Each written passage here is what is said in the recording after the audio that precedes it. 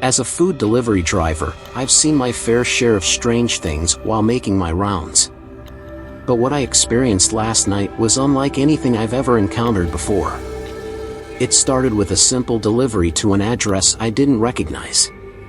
The house was tucked away at the end of a dark, deserted street, and as I approached, a chill ran down my spine. The front door was slightly ajar, and I hesitated for a moment before stepping inside. The first thing I noticed was the smell. It was a sickly sweet odor, like rotting fruit mixed with something metallic. I tried to shake it off as I called out, "Hello? I have your delivery." No response. As I made my way through the dimly lit house, I felt like I was being watched. The air was thick with an eerie silence, broken only by the sound of my footsteps on the creaky floorboards. I tried to stay focused on the task at hand, but my nerves were on edge. That's when I saw it. A dark figure, lurking in the shadows at the end of the hallway. I froze, my heart pounding in my chest, and I could feel my palms getting clammy. I wasn't sure what to do next, but before I could make a move, the figure disappeared from view. I shook it off and continued on, determined to complete the delivery and get out of there as quickly as possible.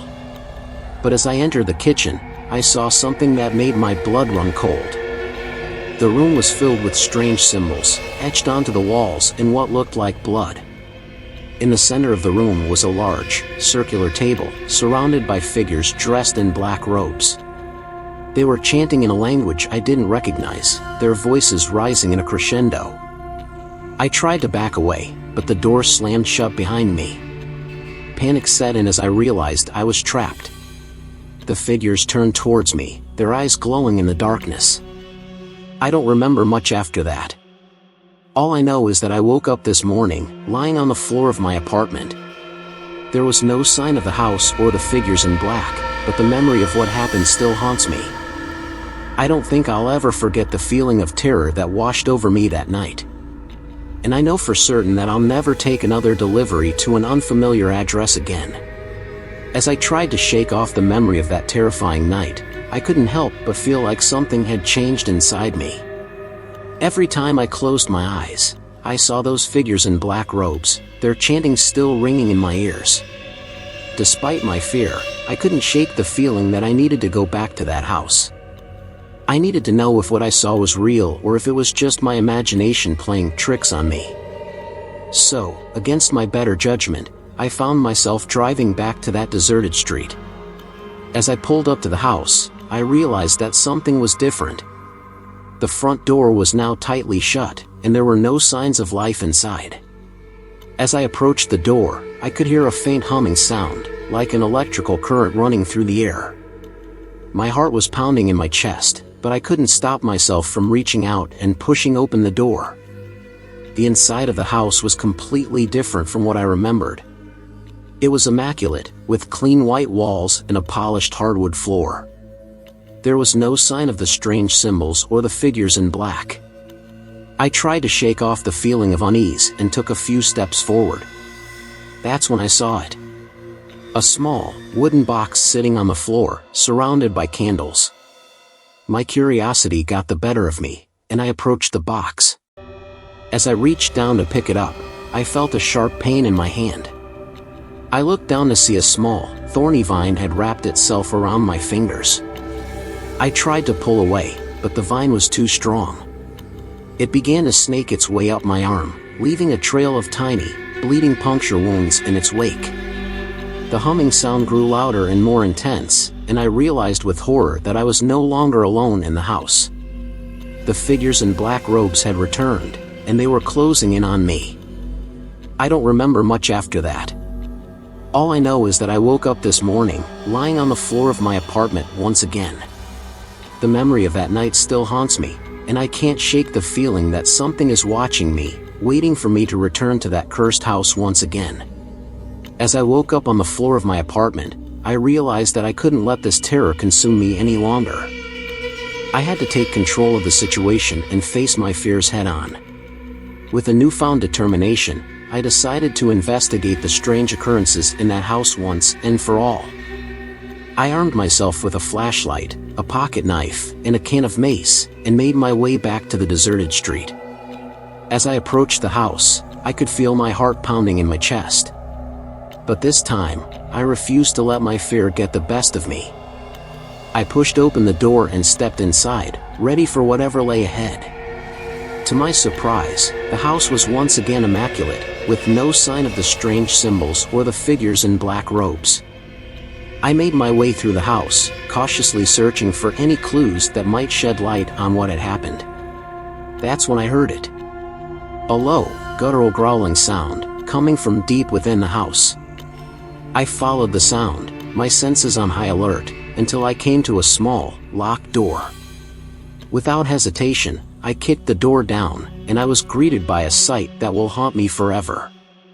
Inside the room was a massive, grotesque creature with razor-sharp teeth and a writhing mass of tentacles. The creature lunged at me, its jaws snapping shut inches from my face. I fought back with all my might, using my pocket knife and mace to fend off its attacks. After what felt like an eternity, the creature finally lay motionless on the ground. I collapsed against the wall, gasping for air and covered in its black, viscous blood. As I made my way out of the house, I realized that I had been forever changed by what had happened. But I also knew that I had taken control of the situation, and I had emerged victorious against the forces of darkness. I drove back to my apartment, exhausted and shaken, but also strangely empowered. I knew that I had faced my fears and come out the other side stronger and more resilient. From that day on, I vowed to never let my fear control me again. And though I would always carry the memories of that terrifying night with me, I knew that I had triumphed over evil and emerged victorious. As I made my way back to my apartment, I couldn't shake the feeling that something was watching me. I could feel eyes on me, even though I was alone on the deserted street. But I refused to let my fear get the best of me. I had faced the unimaginable horror of that house and emerged victorious. I was stronger now, more resilient than ever before. As I walked up the steps to my apartment, I noticed something strange. The door was slightly ajar, as if someone had been inside. My heart began to race, and I slowly pushed open the door. The inside of my apartment was shrouded in darkness, but I could feel a strange energy in the air, like the lingering residue of something malevolent. I took a step forward, and suddenly, the lights flickered on.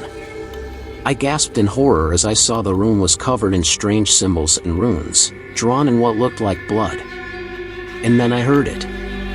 A low, guttural growling sound, coming from the darkness beyond the symbols. I gripped my mace tightly, ready for whatever lay ahead. Suddenly, a figure stepped out of the shadows. It was a woman, her skin pale and her eyes glowing with an otherworldly energy. She spoke, her voice low and menacing. "You thought you could defeat us. But you were wrong. We will always be here, waiting for you." And then she vanished, leaving me alone in the darkness once again. I knew then that this battle would never truly be over. But I also knew that I had the strength to face whatever lay ahead. I would always be ready, always vigilant, always prepared to fight the forces of darkness. As I sat in the darkness of my apartment, I knew that I would never be the same. But I also knew that I had emerged victorious, and that I had the power to face anything that came my way. I couldn't stay in that apartment any longer. The energy in the room was too oppressive, too malevolent. I needed to get out, to clear my head, to figure out what my next move would be.